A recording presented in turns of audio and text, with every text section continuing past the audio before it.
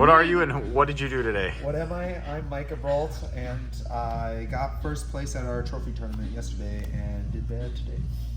Nice. What did you play? I played Sprights. Just Sprights. Just this Spright with this guy.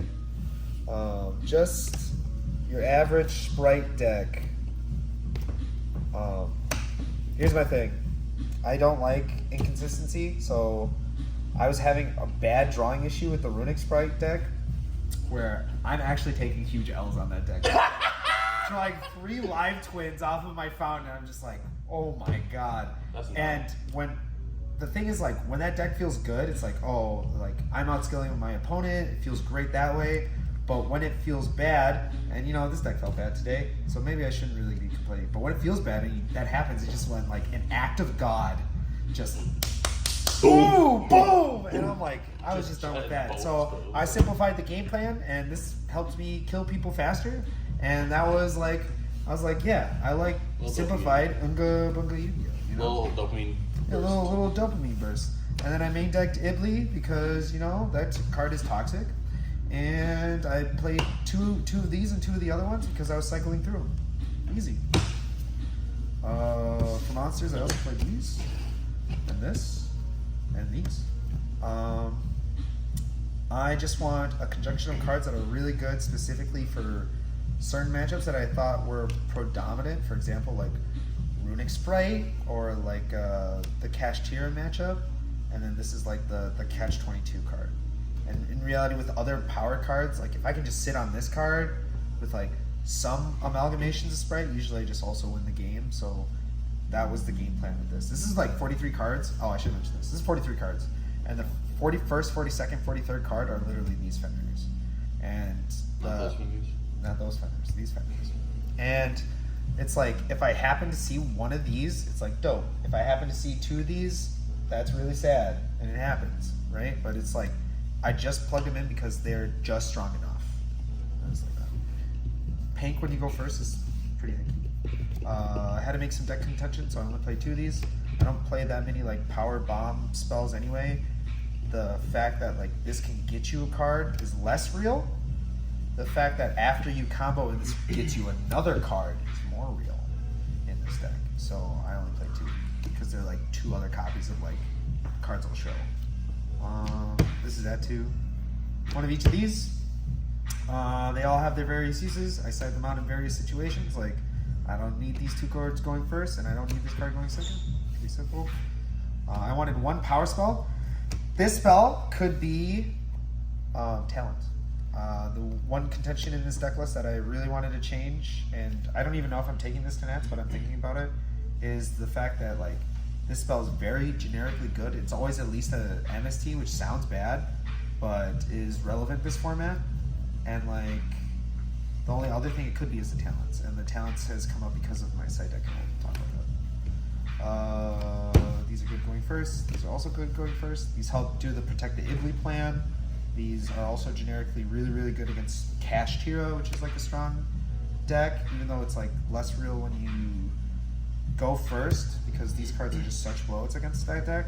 They are like, this one's just more real going second, right? So it's like, hopefully I don't lose to Macrocosmos. If I can like stick a body on the field, then this deck just wins, right? So, and 3 in perp. Everybody, if you watch any of the deck profiles from All Access for the last week, you're gonna see here that this card is like literally goated, and it's the best intro. You play 1 of each of these. This is for your initial combo because sometimes Gigantic is bait, and then Mannequin Cat because it's the most OP card. Shout out to Daniel Wake. Hey, babe. Yeah. Your Zeus cards. This can help you win a game. Since I play Nib, this is a little more relevant too because it's also the attack of the monster, not the original attack of the monster. So like, this will kill somebody through a Nib token. And you need this. I want to play a second one. Oh, I should talk about these. These are real. All these cards right here, these are all real. These all come up. They all do a thing. This Pitch Angler, it's awesome. These are so fake. I never summoned one of these ever today. or yesterday. Definitely not today. Definitely not today. And I just wanted like Link monsters in case somebody like debarriered me, because I've only been playing this deck for a week, and like it was like if I get debarriered, I just want a way to still kill people. Sounded pretty sound, but then it's debarrier's trash apparently because nobody plays that, and you lock yourselves into too fast, and it's like these are just not good cards. IP Evermax.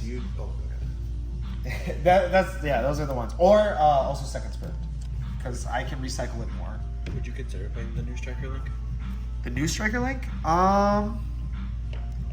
Probably not. Unless I had a bunch of spells in my opening hand, I'm not cycling through spells enough. So I'm just killing my own Link monster. And that's not good, because you want something to stick as much as possible. Side deck. This side deck's super good. It's my hard-going second package. Thrust already has some natural benefits and targets in the main deck, which you saw with like the Duster, you see with the Imperm, and also in my side pattern.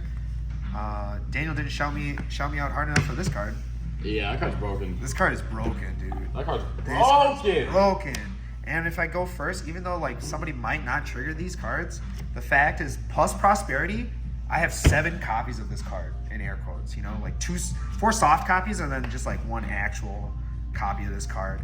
And I resolved this tons yesterday, and every time I resolved it, I was like, oh, I just instantly won the game. Except for one time.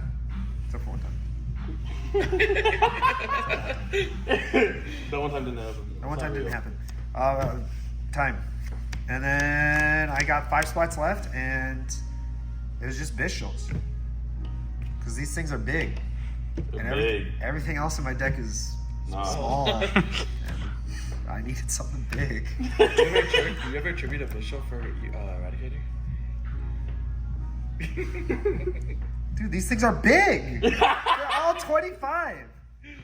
Or this is like relevant too. If you like soft break somebody's board and you just like were able to hold on to this, which is like not very relevant, but like literally just special summon mag effect. Sure, search Druid Swarm, special summon Druid Swarm, and then on my next turn, immediately linking off Druid Swarm and something else to summon this.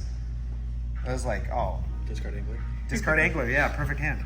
But no, when you get to do something like that with these